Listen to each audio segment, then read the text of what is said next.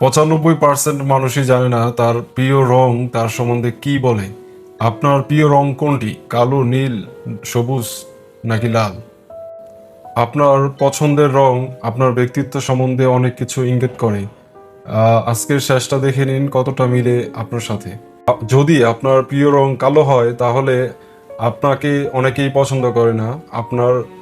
আপনাকে বাহির থেকে অনেক কঠিন মনে হয়, আসলে ভিতরে আপনি ততটা কঠিন নন।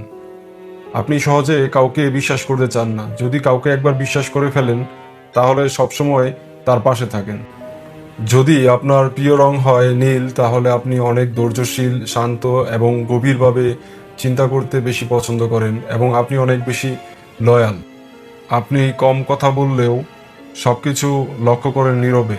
আর আপনার প্রিয় রং যদি হয় লাল তাহলে আপনি চ্যালেঞ্জকে ভয় পান না। আপনার জেতার প্রবণতা প্রচুর। কঠিন পরিস্থিতিতেও আপনি অনেক সামনে এগিয়ে যেতে পছন্দ করেন। আপনি নেতৃত্ব দিতে পছন্দ করেন অনেক বেশি।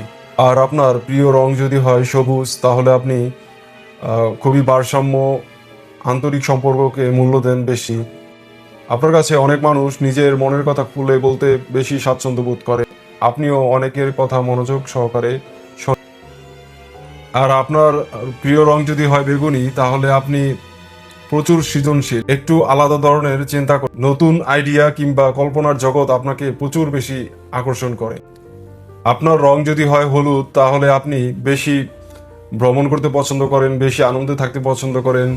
আপনার বেশি আনন্দ অনুভব হয় আপনার মনে বেশি। আপনার সেরাটোনিন নামে একটা হরমোন আছে, সেটা বেশি নিঃসৃত হয়, যার কারণে আপনার মন সবসময় ভালো থাকে।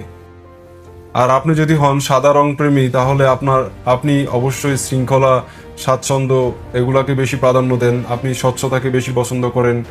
আপনি নতুন শুরু এবং স্বচ্ছ চিন্তা ভাবনাকে বেশি গুরুত্ব দেন।